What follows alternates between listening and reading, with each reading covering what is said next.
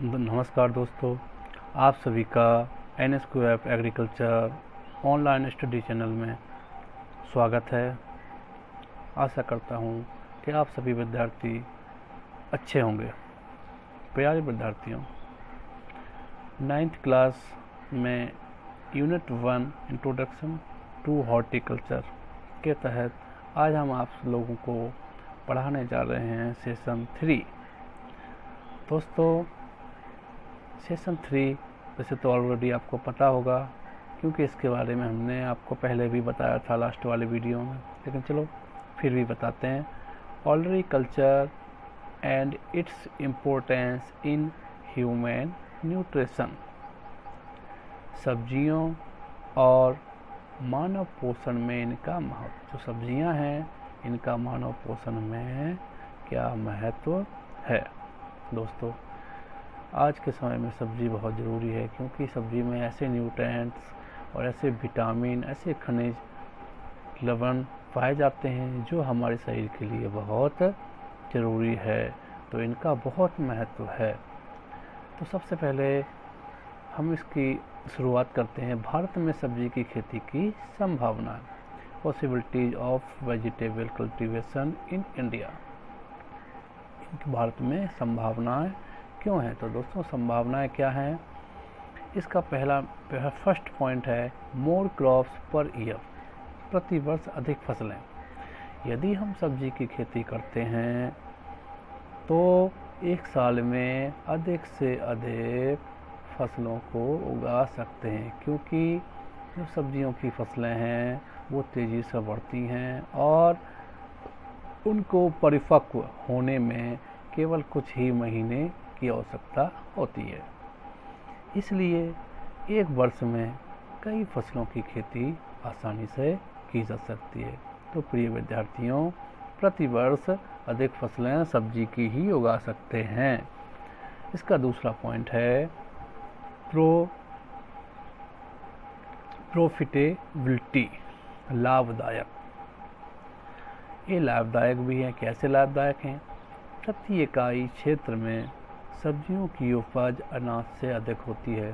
तो प्रिय विद्यार्थी, ये तो हमें पता ही है, जो सब्जियों की उपज है वो अनाज की तुलना दोगुनी या तिगुनी होती है। कुछ फसलों में यह तो 4 से 6 गुना तक भी बताया जाता है। तो दोस्तों, सब्जी की खेती हमारे लिए बहुत लाभदायक है। तीसरा है एम्प्लॉयमेंट। एम्प्लॉयमेंट दोस्तों जानते होंगे सभी, रोजगार। रोजगार के लिए भी जो सब्जियां हैं की खेती बहुत लाभदायक है। कैसे? सब्जियां श्रम प्रधान फसलें हैं, इन्हें पूरे साल उगाया जा सकता है। श्रम प्रधान का मतलब, क्योंकि यदि हम सब्जियां उगाएंगे तो इसमें जो मजदूरी जो निराई गुड़ाई के लिए है मजदूर की आवश्यकता होती है, उनके लिए रोजगार मिलता है। इसलिए इन्हें श्रम प्रधान फसलें भी कहते हैं। इन्हें पूरे साल उगाया जा सकता है। इन्हें पूरी सब्जियों को तो हम पूरे साल उगाते हैं, तो जो ग्रामीण क्षेत्रों में जो लोग हैं उनको रोजगार मिलता रहता है। इसलिए इसका चौथा पॉइंट है दोस्तों, यूटिलाइजेशन ऑफ लैंड, भूमि का उपयोग। चौथा इसका लाभ क्या है? जो भूमि है, चाहे वो हमारी बंजर भूमि है, चाहे हमारे पास छोटी भूमि है, या हमारे घर के आसपास जो छोटे पैमाने पर भी थोड़ी बहुत जगह पड़ी रहती है, वहाँ पर भी हम सब्जियों को उगा सकते हैं। आज के समय प्रिय विद्यार्थियों, ऐसा होता जा रहा है कि हमें सब्जी जो हम खरीदने जाते हैं उसमें सबसे ज़्यादा कीटनाशक वगैरह स्प्रे वगैरह करके भेजते हैं। तो हम अपने घर के आसपास जैविक खाद या रसायन डाल करके घर के लायक सब्जी तो उगा ही सकते हैं। यह बंजर भूमि और कचरे और अपशिष्ट जल का उपयोग भी सुनिश्चित करती है। जब हम अपने घर के आसपास जो फालतू ज़मीन पड़ी रहती है और जो आप घर में जो जैसे सब्जियों के छिलके वगैरह निकलते हैं, जो पानी निकलता है, तो उस पानी से ही यह सब्जी हो जाती है। दोस्तों, पांचवा इसका लाभ है एडवांस्ड टेक्निक ऑफ कल्टीवेशन। खेती की उन्नत तकनीक। सब्जी की खेती को पॉली हाउस और रोड नेट हाउस तकनीक के साथ उगाकर अधिकतम रिटर्न के साथ अच्छी गुणवत्ता की सब्जियां प्राप्त की जा सकती हैं। ऐसी संरचनाओं में विदेशी या गैर मौसमी सब्जियों को उगाकर अधिक लाभ प्राप्त किया जा सकता है। दोस्तों, क्या होता है जब हम पॉली हाउस या नेट लगाते हैं तो इसमें क्या होता है, एक तो लाभ ये भी होता है बेमौसम सब्जियां भी उगा सकते हैं। दूसरा, इसमें जो कीट होते हैं वो कम लगते हैं, क्योंकि जो बाहरी जो कीट होते हैं जो हवा से उड़ के आते हैं, तो जब हमारा नेट लगा होता है तो ये बाहर ही रहते हैं, जिससे हमारी जो सब्जियां होती हैं उसमें ये सकेंगे, जैसे मतलब किसी को डंक मार देते हैं, तो ऐसा भी नहीं होता है। तो यह पॉली हाउस और जो रोड नेट हैं इनमें कीटों का आतंक कम होता है। जो दवा स्प्रे कर देते हैं मर जाते हैं तो कम ही आते हैं। तो दोस्तों, छठा जो लाभ है वो है बेटर ट्रांसपोर्ट फैसिलिटीज, बेहतर परिवहन सुविधाएं। जो हमारे भारत देश की परिवहन व्यवस्था में सुधार हो रहा है, सभी को पता ही है। पहले तो इतनी किल्लत थी कि गांव से शहर आने के लिए कोई वाहन की व्यवस्था नहीं थी। आज तो रोडवेज, बस, ऑटो और खुद के वाहन भी बहुत हो गए हैं। तो आज किसान जो गांव की सब्जियां हैं उनको दूसरे गांव या बड़े बड़े शहरों में जाके बड़े आसानी से बेच सकता है और अपनी उत्पाद जो सब्जियों का दाम है वो अच्छा प्राप्त कर सकता है। और दोस्तों, अब नेक्स्ट पॉइंट है 7th, गवर्नमेंट असिस्टेंस, सरकारी सहायता। सरकार बागवानी के विकास पर जोर दे रही है। राष्ट्रीय बागवानी मिशन हो या फिर राष्ट्रीय बागवानी बोर्ड हो आदि के माध्यम से किसानों को बुनियादी सुविधाओं जैसे सिंचाई के लिए पैसा, ग्रीन हाउस और अन्य योजनाओं के लिए वित्तीय सहायता प्रदान की जा रही है। ये सारी योजना सरकार चला रही है और कृषि बागवानी को बढ़ावा दे रही है, जिससे कि लोग गाँव में भी इसका बहुत लाभ उठा रहे हैं और नए नए बाग वगैरह लगा रहे हैं, जिस पे 30 से 50% तक की सब्सिडी होती है। तो दोस्तों, नेक्स्ट अब आ जाता है नेक्स्ट प्रश्न बनता है मानव आहार में सब्जियों का महत्व। जो मानव का जो संतुलित आहार होता है, जो होता है, उसमें सब्जियों का क्या महत्व है। Importance of vegetable in human diet. तो दोस्तों, सब्जियों का मानव आहार में बहुत महत्वपूर्ण योगदान है। ये तो आप सब लोगों को पता ही है, क्योंकि सब्जियां मानव आहार का एक महत्वपूर्ण घटक हैं। इनके अंदर क्या पाए जाते हैं, विटामिन और खनिजों के प्राकृतिक स्रोत हैं। सब्जियां क्या हैं, लवण और खनिजों के प्राकृतिक स्रोत हैं और बीमारियों के खिलाफ प्रतिरोध का निर्माण करती हैं। इसलिए सब्जियों को सुरक्षात्मक खाद्य पदार्थ भी कहा जाता है। आहार विशेषज्ञ जो डॉक्टर लोग होते हैं वो सलाह देते हैं कि प्रति एक व्यक्ति, एक जो वयस्क नागरिक है, उसके संतुलित आहार में प्रतिदिन 300 ग्राम सब्जियां शामिल होनी चाहिए। तो ये हमारे जितने भी आहार विशेषज्ञ हैं ये हम सब लोगों को बताते हैं। अब दोस्तों बताते हैं importance of vegetable in human diet. जो है टेबल बनी हुई है, इसकी सहायता से हम प्रत्येक विटामिन के बारे में आप लोगों को बताएंगे, ये शरीर के लिए क्या करती है और कौन कौन सी सब्जियों में ये पाई जाती है। सबसे पहले बताते हैं विटामिन ए, बी कैरोटीन। जो बी कैरोटीन विटामिन ए है वो किस में पाई जाती है, गाजर, शलजम की पत्ती, शकरकंदी, मेथी, पालक, हरा प्याज और बंद गोभी। और दोस्तों, ये शरीर में करती क्या है, जो मतलब शरीर में क्या विकास करती है, तो विकास करती है शरीर की वृद्धि के लिए आवश्यक, आँख और त्वचा के लिए आवश्यक है। और इसकी कमी डिफिशिएंसी ऑफ सिस्टम्स, जो इसकी कमी के जो लक्षण हैं या रोग होते हैं वो क्या होते हैं। विटामिन ए की कमी से रतौंधी रोग होता है, दृष्टि का धुंधलापन या कम दिखाई देना, त्वचा संबंधी अनेक बीमारियां होती हैं। दूसरी विटामिन होती है विटामिन B1, जिसको कहते हैं थायमीन। क्या कहते हैं? थायमीन। बंद गोभी, यह किस किस कौन कौन सी सब्जियों में पाई जाती है? बंद गोभी, लोबिया, प्याज, गाजर, सलाद आदि में। और इससे फ़ायदा क्या होता है? स्नायु तंत्र सामान्य रहता है, कामकाज में आवश्यक कार्बोहाइड्रेट चयापचय में ज़रूरी है। इससे रोग कौन कौन से, इसकी कमी से कौन कौन से रोग होते हैं? बेरी रोग, मानसिक तनाव, दिल की कमजोरी और वजन घटना। तो प्रिय विद्यार्थियों, विटामिन B1 की कमी से आपने ये रोग होते हैं। अब नंबर तीसरा विटामिन B2, जो राइबोफ्लेविन होता है। इसके अंदर क्या होता है? राइबोफ्लेविन। यह कौन सी सब्जियों में पाया जाता है? सभी पत्तेदार सब्जियां, चाहे वो मेथी हो, पालक हो, बथुआ हो, कोई भी सब्जी हो पत्तेदार, उसमें ये विटामिन B2 पाया जाता है, जिसको राइबोफ्लेविन के नाम से जानते हैं। यह करता क्या है? शरीर के संपूर्ण स्वास्थ्य के लिए ज़रूरी है। ये जो सब्जियां होती हैं संपूर्ण कोई भी पूरा विकास के लिए हमारे लिए ज़रूरी है। इसकी कमी से रोग कौन कौन से होते हैं? जीभ में सूजन। अगर हमारे अंदर विटामिन B2 की कमी होगी तो जीभ में सूजन होती है, मुँह में सूजन, मुँह के दोनों किनारों की त्वचा फट जाती है, जो दोनों किनारों की तो क्रैक हो जाती है, फट जाती है त्वचा।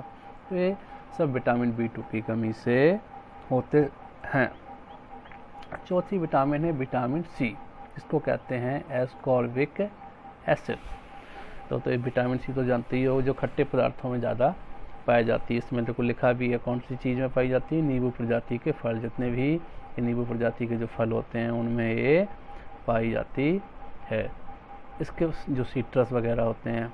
इसके बाद बंद गोभी, मेथी, पालक, फूल गोभी, टमाटर और मिर्च। अब इसका कार्य क्या है हमारे शरीर में? इसका कार्य है स्वस्थ नसों के लिए आवश्यक और रक्त संचार, जो हमारा खून का संचार होता है जो, उसके लिए विटामिन C बहुत ज़रूरी है। अब इसकी कमी से रोग क्या होता है? तो इसकी कमी से सभी बच्चे जानते ही हैं, स्कर्वी और दांत ढीले हो जाना। किसी के दांत ढीले हो जाते हैं, मसूड़ों में खून का बहना, जो मसूड़ों उनमें खून निकलते हैं, और घाव का धीरे से बढ़ना। किसी के जो घाव हो जाते हैं वो धीरे से बढ़ते हैं, जैसे किसी के फुंसी हो गई या किसी के चोट लग जाती है तो वो जो घाव है वो बड़ा समय लेता है, मतलब वो भरता नहीं है, और शारीरिक विकास में कमी आ जाती है। जो हमारा शरीर का विकास सही होना चाहिए बच्चों का, उसमें कमी आ जाती है। पांचवा पॉइंट है विटामिन D। सभी हरी पत्तियों में विटामिन D जो सब पाई जाती है वो किस में पाई जाती है? सभी हरी पत्तियों में। मजबूत हड्डियों के लिए आवश्यक और दांतों के लिए। जो विटामिन D किसके लिए ज़रूरी है? हमारी हड्डियों के लिए ज़रूरी है और दांतों के लिए। तो इसकी कमी से रोग कौन सा होता है? इसको कहते हैं रिस्कैट, और दांतों की बीमारी। रिस्कैट कहते हैं सूखा रोग। यह ज़्यादातर छोटे बच्चों या आदमी को भी हो जाता है, पूरा पतला पतला हो जाता है, उसको रिस्कैट या सूखा कहते हैं। अब जाते हैं नंबर 6 विटामिन E, टोकोफेरोल। जो विटामिन E के अंदर वो क्या होता है? टोकोफेरोल। ये कौन सी सब्जी में पाया जाता है? बंद गोभी, सलाद, अंकुरित फलियां और मटर। अब ये हमारे शरीर में करता क्या है? जो प्रजनन के लिए लाभदायक, प्रजनन क्षमता, बाल, जो हमारे शरीर के बाल के लिए भी विटामिन E जरूरी हो जाता है। कहते हैं डॉक्टर लोग के बाल झड़ रहे हैं, तो बाल किससे झड़ते हैं? विटामिन E की कमी से। तो ये रोग यही इसमें लिखा हुआ है कि बालों का झड़ना, जो उसकी कमी से क्या होता है? विटामिन E की कमी से बालों का झड़ना और अंधापन या बांझपन बच्चे नहीं होते हैं, उसको बांझपन कहते हैं। Number 7 calcium. कैल्शियम तो सभी जानते हैं, जो हमारे शरीर और हड्डियों के लिए बहुत ज़रूरी है। गाजर, बंद गोभी, फूल गोभी, लोबिया, टमाटर, प्याज और मटर में पाया जाता है। यह करता क्या है? रोगों के प्रति प्रतिरोधी। हमारे शरीर में कैल्शियम क्या कर सकता है? रोगों से लड़ने की क्षमता प्रदान करता है और दांत और हड्डी के विकास में सहायक है। जो हमारे दांतों का हड्डी का विकास होता है उसके लिए सहायक होता है। तो कैल्शियम की कमी से भी जिसका सूखा रोग, दांत खराब, मांसपेशियों की कमजोरी, ये भी कैल्शियम की कमी से ही होता है। अब प्रिय विद्यार्थियों, 8वां पॉइंट है फास्फोरस। जो फास्फोरस है वो फास्फोरस किस में पाया जाता है? कुछ विद्यार्थी कह रहे होंगे फास्फोरस हमारे लिए भी आवश्यक होता है। अरे भाई, हमारे लिए भी आवश्यक होता है और फसलों के लिए भी आवश्यक होता है। तो वो एक पाया कौन कौन सी चीज़ों में जाता है? कौन कौन सी सब्जियां? आलू, गाजर, पालक, मेथी, टमाटर और जितनी भी फलियां, जैसे चाहे वो मटर हो, जितनी फली वाली सब्जी हो, सेम हो, इन सभी में फास्फोरस पाया जाता है। और कोशिका विभाजन, यह हमारे शरीर में कार्य क्या करता है? जो कोशिका विभाजन होता है उसके लिए कार्य करता है। कार्बोहाइड्रेट के ऑक्सीकरण और हड्डियों की वृद्धि के लिए फास्फोरस बहुत ज़रूरी होता है। इसकी कमी क्या होती है?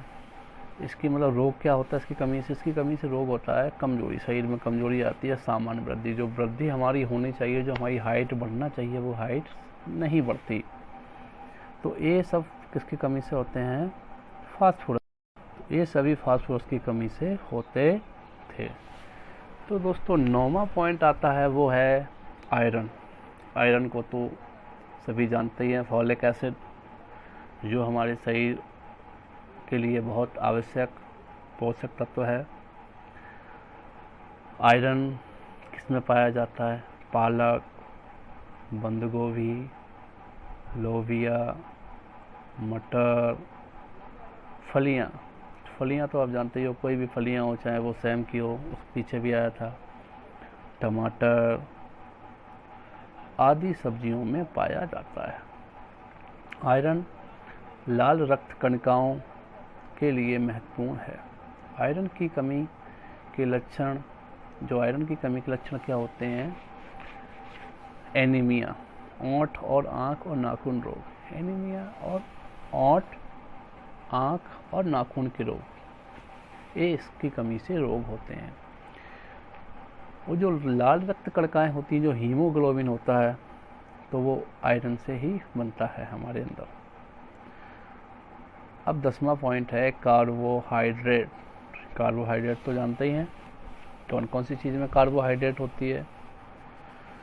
जो कार्बोहाइड्रेट होती है वो मूली, गाजर, शकरकंद, आलू आदि सब्जियों में प्राप्त होता है।